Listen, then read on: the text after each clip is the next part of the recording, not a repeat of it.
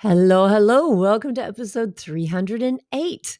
I'm your host, Laura Lummer, and Happy New Year. This show is coming out on January 2nd, starting off the new year fresh. And because it's our Tuesday terrain talk, I can't avoid talking about the topic that is on so many people's minds when it comes to the new year. And not just because this is a popular topic, but because it can be really complicated. A lot of people can tie it to their self-worth. It rarely sticks for very long. And by the end of the first quarter, we've let go of it. But I today am going to talk about the focus we have on weight loss and on changing our diet to what we perceive as a healthy diet. And many perceptions of that can be different. But whatever you tell yourself when you say, I'm going to eat healthier this year. And I'm going to give you a very simple thing to do because here's the deal. You can go out and spend a lot of money on diets.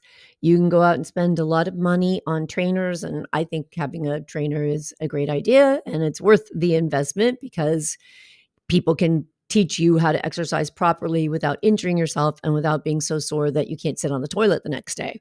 So that I think is important. But I also believe there's some very simple rules when it comes to eating. And if we can start with the basics, then we don't have to spend a whole lot of money on extremes. When I looked up some of the statistics around the number of people who focus on health goals, the percentage of people who focus on health goals at the beginning of the year, I found some statistics that said 44% of people in North America focus on health goals for the beginning of the year. That's quite a lot. And actually, it ranged anywhere from 16% of the people up to 44%. So, North America having the highest percentage of people, 33% in East Asia and the Pacific, 31.5% of the people in Europe. So, a lot of people are focusing on getting healthy. And there's some really simple ways to do that that don't involve spending a ton of money and in fact can save you money. So I looked up what amount of money the diet industry actually brings in, the weight loss market. And I found in 2022, so I didn't have the statistic for 2023 yet, but in 2022, United States spent $135 billion on weight loss. What the heck? And the expected value to be spent in the US in 2023 was $159 billion. By 2030, the expectation is $305 billion.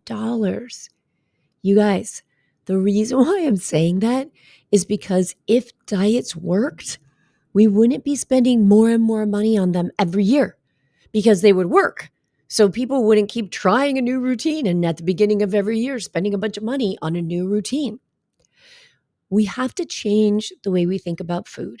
And I believe that knowledge is power, that the more you know about food and what it actually does, the easier it is for you to make a better, more informed decision without having to be so extreme. I remember having a conversation, this is a few years ago, with a woman that I worked with, and she had started a weight loss challenge at the beginning of the year. And this challenge was so restrictive. There was no way in the world. I knew she would not be able to stick with it. No one could have stuck with it. It was crazy. So it's a challenge. And yeah, you can stick with a challenge for, I think maybe hers was a month. And it was whoever could lose the most weight in a month, I think, didn't have to pay for the challenge, right? And everybody else did. But it came down to the kind of kale and the time of eating kale and just these bizarre requirements and rules that could never work with someone's life, right? We have to be able to eat in a way that works with our lifestyle and that we enjoy. And if we can do that in a way that supports the health of the terrain of our body, then we're moving forward. And when we start doing that, when we start thinking about what nourishes this body, instead of just thinking about calories in, calories out, but we actually think about how our body feels and what's good for it and what food is doing to it. Some people say food is fuel, some people say food is medicine. And I think it can be both of those, but it's also traditions. It's also an emotional crutch. It can be an expression of love. Like, we have so many thoughts and ideas around food. But if we come back to the basics and we say, what do we want food to do for our body?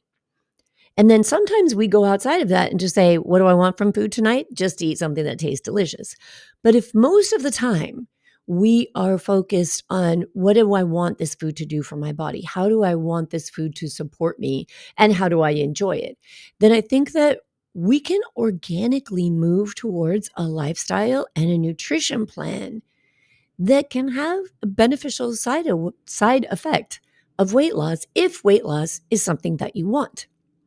So let's talk about one decision you can make, an easy decision you can make that can change the course of the way you feed your body. And that is, make a decision to keep ultra processed foods out of your house and out of your diet. And please don't shut off the podcast. I'm not stopping there. I don't want to just say, don't eat processed food. Who doesn't know that? We've all heard that. I want to help you understand exactly what I mean when I say ultra processed foods. I want you to understand what ultra processed foods do for your body.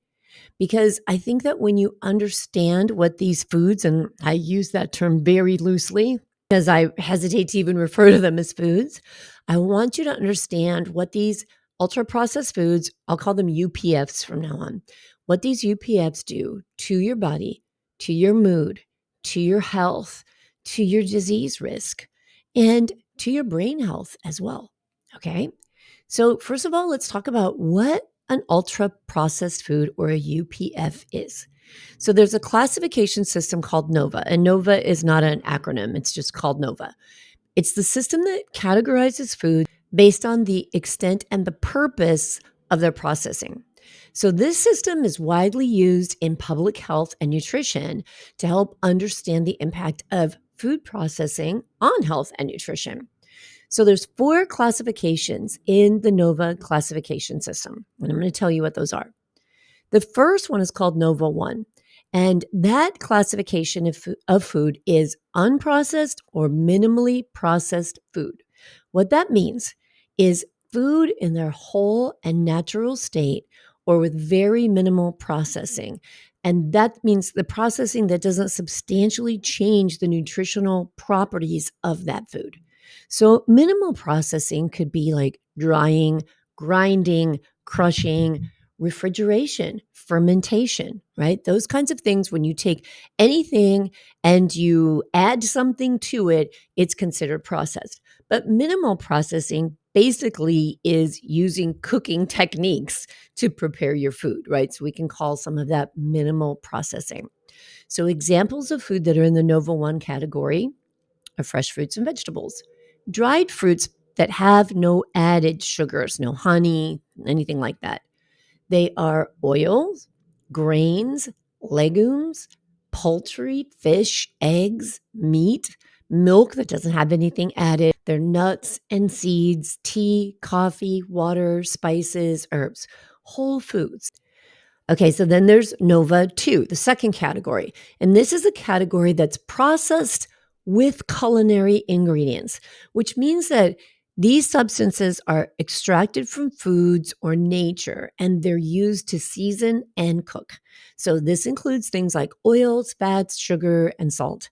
So these ingredients basically are not intended to be eaten alone, but to be used in the preparation or the minimal processing of food. So these would be foods like salted butter, sugar from the sugar cane, molasses that came from the sugar cane or a sugar beet, honey that's extracted from a honeycomb, syrup that's extracted from a maple tree, vegetable oils that come from the crushing of olives, butter and lard that come from milk or pork, right? So they're extracted from that food. vegetable oils with added antioxidants, and vinegars with added preservatives also fall into that category. So then Nova 3 is called processed foods. And these are foods that are made by adding sugar, salt, other culinary ingredients, but they have 2 or 3 ingredients. So this would be like canned fish, fruits that are canned in syrup, cheeses, freshly made bread. So there's more processing that goes into it. Not necessarily as bad, right? Because if you think about freshly made bread, it's going to have yeast and it's going to have sugar added to it. It's going to have different ingredients, but they're not necessarily chemical ingredients. They just have more processing than if you take a piece of chicken and put it in a pan and cook it with some olive oil, right? So a little more processing to enhance the flavor and the palatability of the food, or to help preserve the food and keep it longer, like canned vegetables, fruits, legumes, and things of that nature. This would also include things like nuts that have sugar on them, meats that are salted and cured, so have nitrates in them, and artisanal breads and cheeses. So they've got just more ingredients added to them. Okay. That's a processed food. Nova 4 is ultra processed foods. These are the UPFs. These are classified as industrial formulations, typically with 5 or more ingredients. Industrial formulations, guys, they're not even called foods, okay? These ingredients include substances that are not commonly used in culinary preparations. You would not cook with something you would find in a UPF. These things can be artificial flavors, colors, emulsifiers, sweeteners, and other additives that imitate the qualities of unprocessed foods, or that disguise the quality, the undesirable qualities of a final product. So I don't know if anybody's ever seen like the videos that go around that show how hot dogs are made, but then there are colorings and things added to them so that they smell a certain way and they have a certain color to make them more palatable. So the European Journal of Clinical Nutrition said these foods in the Nova 4 category, UPFs, are made mostly or entirely from substances derived from foods and additives with little, if any, intact from the Nova 1 food group, right? So you may have started with a chicken breast, but by the time you get it to Nova 4, it's little, if anything, left from the actual food, the actual whole food that it started with. So some examples of this would be fruit drinks, sweetened yogurts, sweet packaged snacks like cookies, candies, cake mixes, margarines, things that are labeled as spreads, right? Breakfast cereals, energy drink, instant soups and sauces, fish nuggets, chicken nuggets, hot dogs, ready to eat foods like pre prepared pastas and pizzas and things of that nature. Okay. So now that you understand what they are, and I think as I was going through this and understanding the 4 Nova categories, I thought it was really important to think about the processed one, right? Nova 3, processing. Because I think when we think of processed foods, our minds kind of go to UPFs, to ultra processed foods. And it's an important distinction to make, because I wouldn't consider necessarily a loaf of whole wheat bread to be something that was not okay for your health or damaging to your microbiome, even though it falls under the category of a processed food. So I think it's important to understand the criteria there. It's when we get to the Nova 4 category, the ultra processing of food, that all kinds of stuff is added into it that isn't food, that was not intended to be in a human body. And here's some of the stuff that it does to us. So, first of all, how much do we really eat? How much ultra processed food do we really eat? I ask people this when we talk about their diet, and especially if someone's trying to focus on their diet, which is a big part of healing, right? A big part of recovering from breast cancer treatment, which just tears the body down. People want to focus on food. So, when I ask this, oftentimes I'll hear, I don't really eat that much. But then when we look at their food and we journal the food and we take a real honest look at what's being consumed, most of the time, there's a lot more UPF in their diet than they even realize. Okay. So, what are the statistics about how much ultra processed food the American diet actually consists of? Well, there was a study from 2022 that stated 60% of all calories consumed by Americans come from ultra processed foods. Gross. That's a lot. And the closest runner up was the UK, and the UK was between 35 and 40%. So there was another comprehensive database from the Northeastern University Network Science Institute, and they claimed that the United States food supply is 73% ultra processed foods. Yikes. That's some scary stuff. And why is it scary? Why is it a problem? Let's talk about that. So there was a meta-analysis, and a meta-analysis means that many different scientific studies were taken, put together, and then some really smart statistician looked at all the numbers and came up with data involving everything. So we got this really big picture instead of just small isolated studies. So this meta-analysis took these studies, and at the end of it, there were 462,292 participants with all of these studies accumulated. And it indicated that high consumption of ultra processed foods had a slight association with increased risk of breast cancer. And here's what they mean by slight. For every 10% increment of ultra processed food consumption, there was a 5% increased risk of breast cancer. I know people who take and do different treatments because their overall analysis from their oncologist puts them at a risk of 5% to 10% to 11%, right? And so they'll go on things like Verzenio or aromatase inhibitors, which have, you all know, some crazy side effects for many of us, just to mitigate that risk. So, wouldn't it be so much better? And I'm not saying get off of any of those things that you're taking, but what if you could reduce that risk even more by getting ultra processed foods out of your diet? Wouldn't that be worth it? There was another study, and I'll link to the studies in the show notes for this episode, which you can find at the breastcancerrecoverycoach.com/308, or scroll down where you're listening to or watching this podcast, and you can just click on the links. But this study had over 600,000 participants, and it focused on a wide range of cancers, not just breast cancer.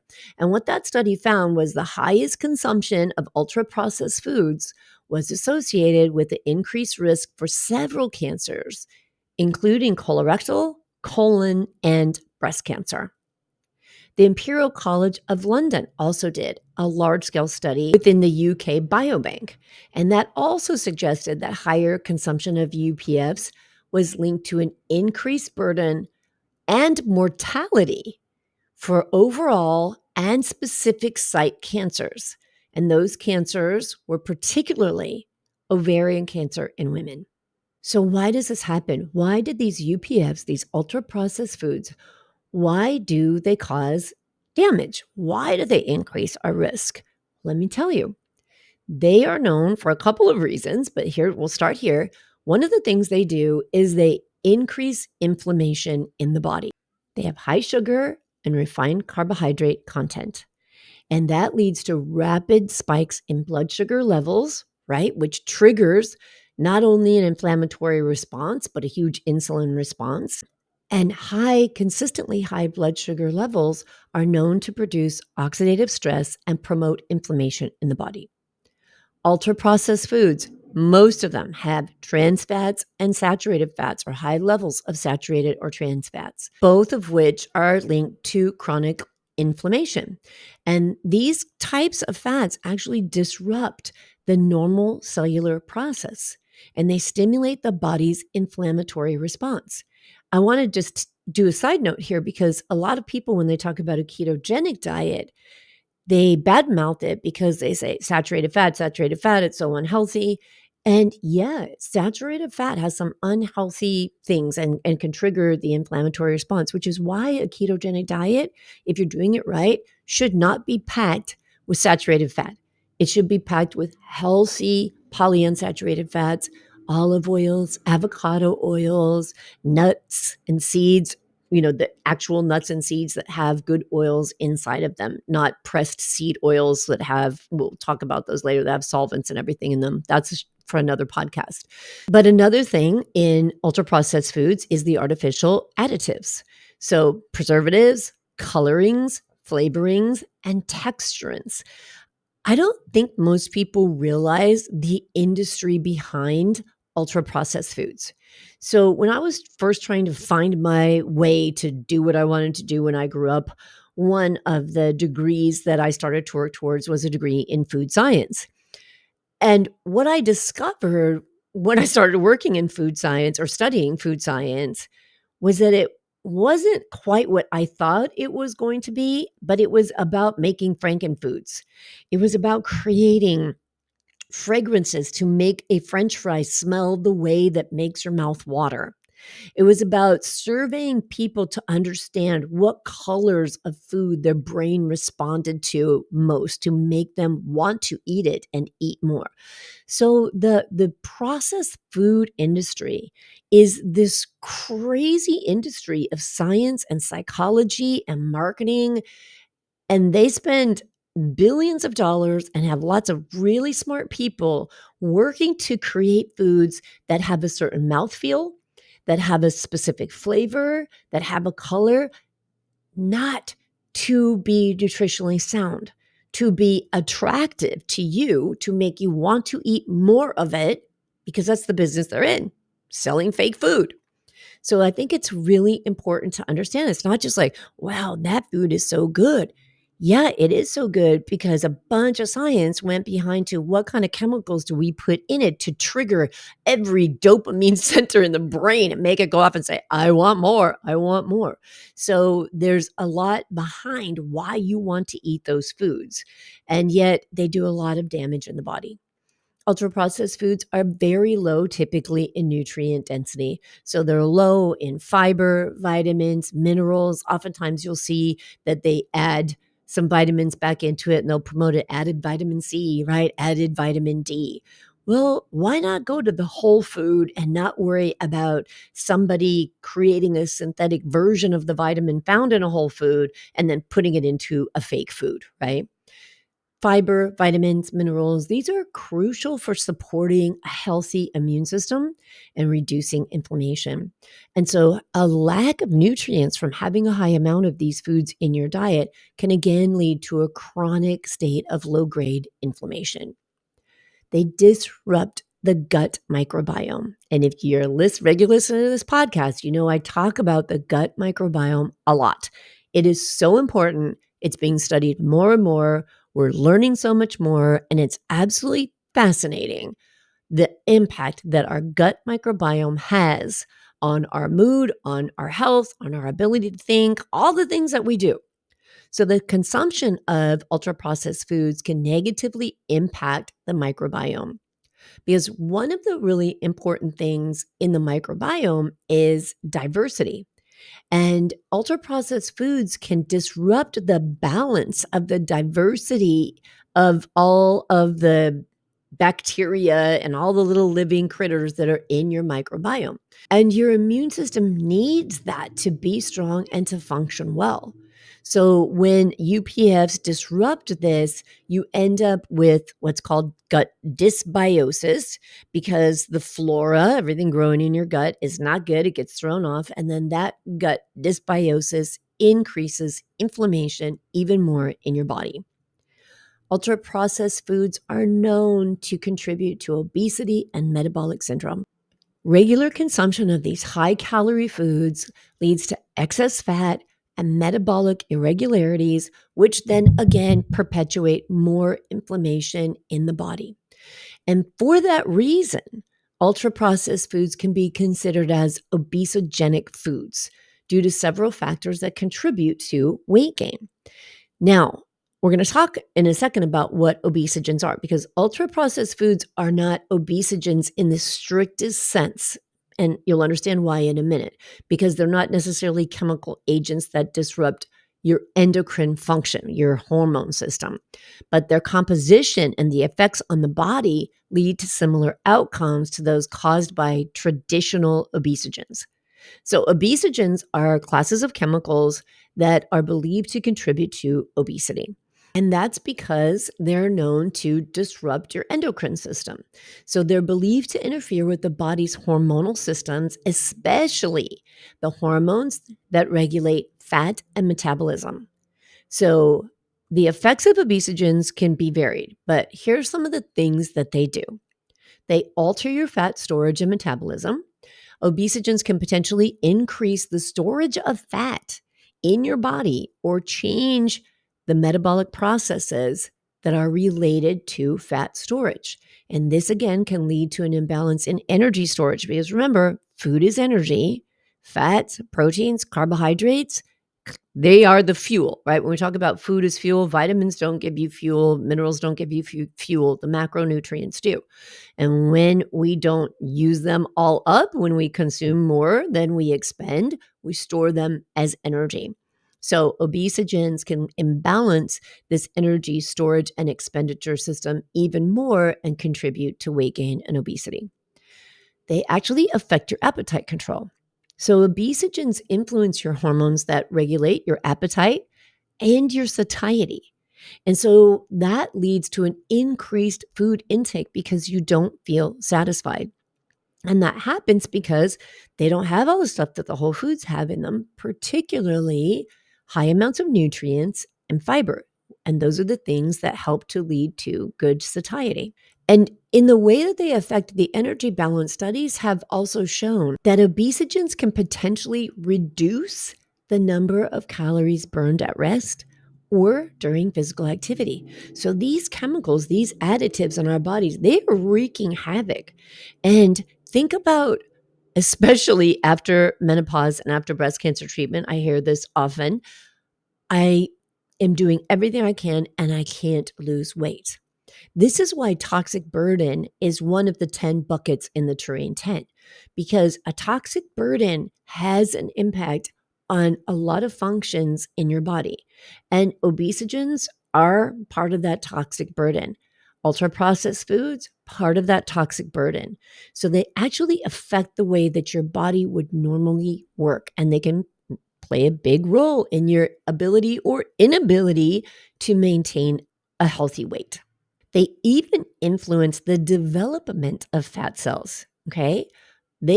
Studies have found, play a role in the development and the differentiation of adipocytes, of fat cells that are responsible for storing fat. And they affect them in that they increase the number or size of these cells and contribute more to obesity. Now, I said in the very beginning of this, if you could commit to yourself to not have ultra processed foods in your house or put them in your body. When I say that to a lot of clients, fear comes up. And one of the objections is, but my husband likes them, but my kid likes them. Well, these foods actually contribute to developmental effects, meaning that studies have shown that exposure to these obesogens are critical during periods of development, especially in the womb or during early childhood, and that they may predispose individuals to obesity later in life. So some of the things that we have to consider here when we're like, but they like them, they like the ding dongs or they like this. Well, I love creme brulee and a good martini too, but they're not good for my health. So I have to make a conscious decision not to put them in my body. I don't want the effect that they're going to cause. So sometimes we fool ourselves into thinking that the joy is this immediate gratification, biting into this ultra processed food that's going to set off dopamine receptors in your brain and be like, oh, this is the best thing ever, right? And this is how it becomes an emotional crutch as well. And then we tell ourselves like, this is discipline to not have them. We feel deprived if we don't have them, which is just a story you're telling yourself. And so we tell ourselves this story that you're going to deprive yourself of them because you're trying to attain some kind of a health goal, but you don't want to deprive your family of them. Trust me, do your family a favor, deprive them of that shit, right? They're not missing out on anything. The joy is in learning to eat well. The joy is in learning to have a healthy diet full of good whole foods that are delicious, that are satisfying, and that support you through your life to maintain a healthy, strong body. That's the joy. So we really sometimes have to reframe the story we tell ourselves about what's joyful, right? Is eating foods that have obesogens or having things in your house that have obesogens, is this joyful, right? So common examples of obesogens are plastics, pesticides, and industrial chemicals. And these are things that are found in products in the environment, and we get widespread exposure to them. I see these things on, I don't know, I see them on commercials, like these little chemical beads that people put in their laundry to make their laundry have a fragrance for like weeks at a time. Those kinds of things are obesogens. Okay. So technically, when it comes to ultra processed foods, they don't fit exactly into that chemical category. But these are the qualities of ultra processed foods that lend to having the same outcomes as obesogens, which is why processed foods, ultra processed foods, are considered obesogenic. And those qualities are high calorie density. So, as we said, usually they're high in sugars, fats, refined carbohydrates. And so they're very calorie dense versus nutrient dense. If you eat the whole food, it's got more nutrition in it. And that low nutrient quality of a UPF is also one of the things that leans towards obesogenic. And they're usually low in vitamins, in minerals. And because of that, that kind of feeds into the satiety. So you don't get as satiated, which we tend to overeat those kind of foods because our body needs a certain amount of nutrients, and it will keep sending signals that say, feed me more because I'm deficient in these things. And that's how ultra processed foods affect your hormonal responses that are related to hunger and satiety. So they don't induce that same level of satiety as whole foods. We eat more. They influence your gut microbiome, well, like we talked about a minute ago, by altering the composition of what's growing inside of our gut. And then that plays a role in energy metabolism and obesity. Now, another thing, and I think this is a really big, impactful thing to consider, because as we age and when we go through breast cancer treatment, especially chemotherapy, brain fog is a huge complaint.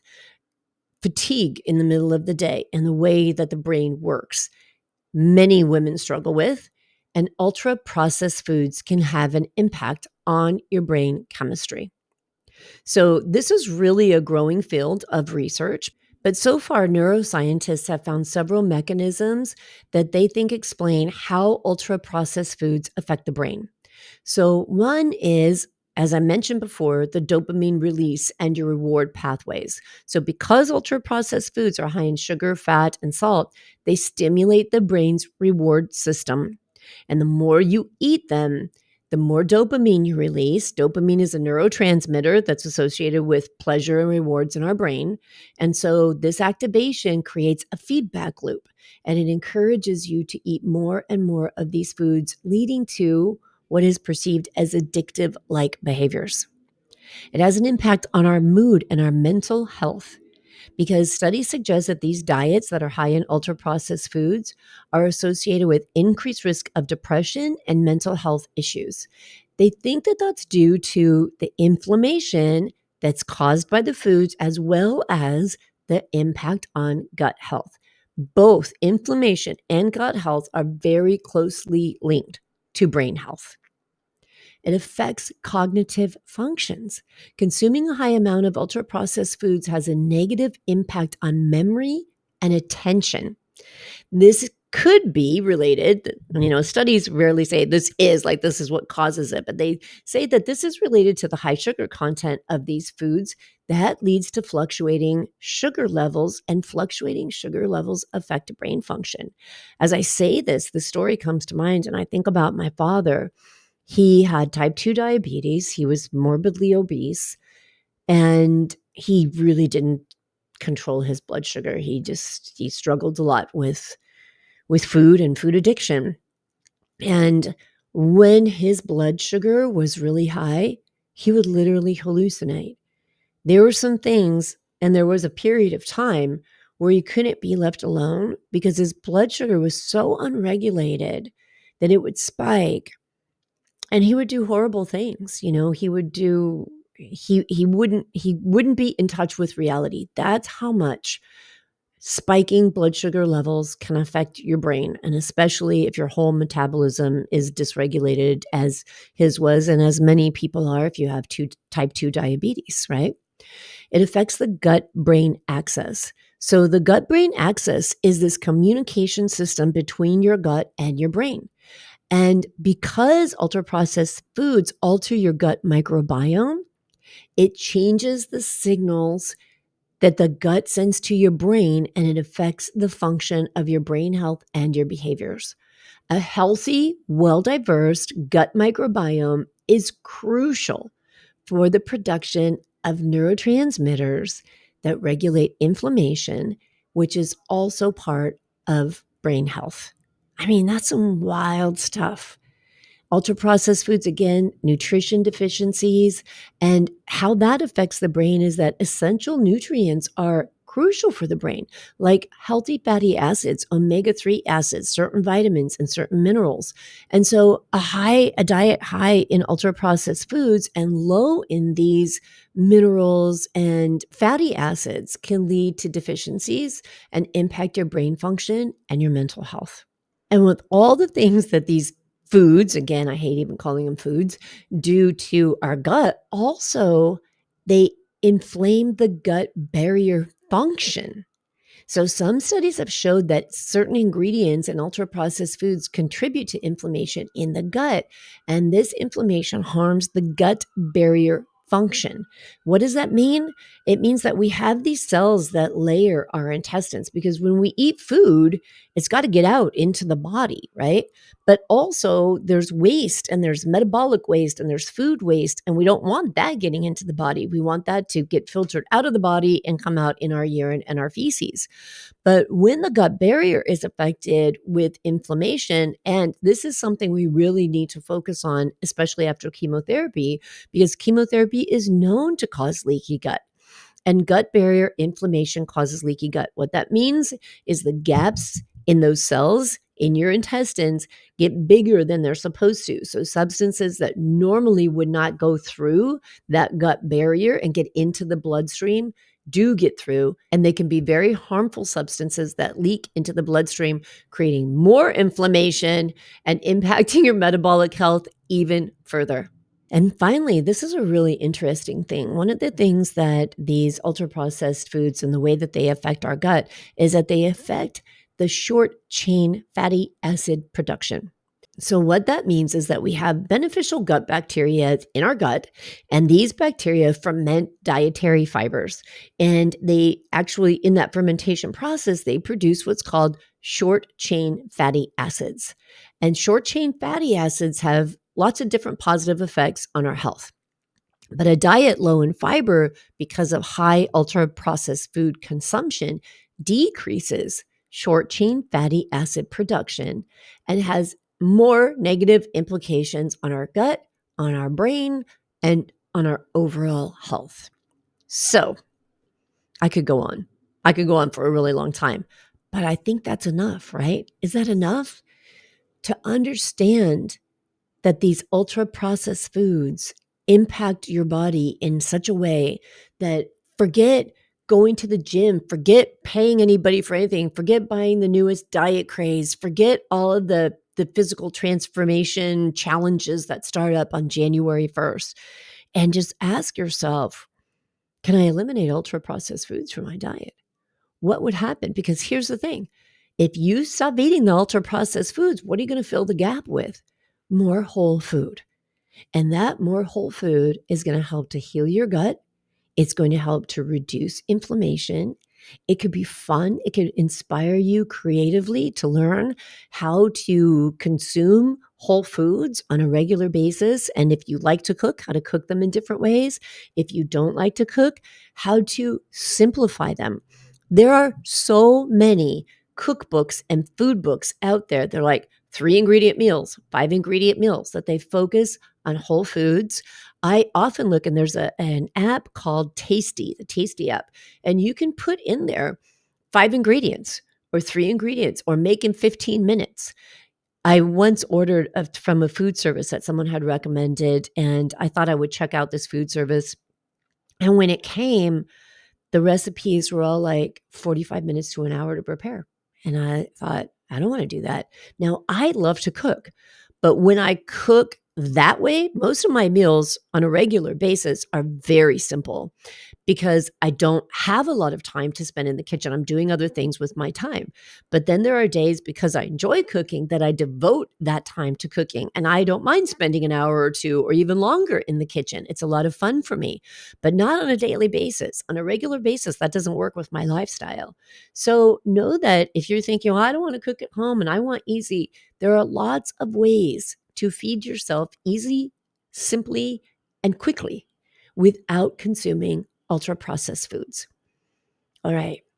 I hope that helps you, that understanding what they actually do to your body, that you start to realize this one change could change lots of things for the better and increase your health in 2024 and save you money because you're going to be cutting out all that extra crap. We don't need all that snacks. We don't need all that crap. When we sit there and sit down to watch a show and think, I wish I had a snack, you'll get over it. I do that all the time. I love potato chips. I do not buy potato chips. If they're in my house, I'll eat them, especially if they're Trader Joe's white truffle potato chips. And if I eat one, I will eat more than one. It isn't a lie to say that food addiction is strong in my family. And I know that, and I realize that, and I accept that, and I embrace it. And so I say to myself, what do I have to do to continue to support the way I want to eat, to continue to support my health and my healthy weight?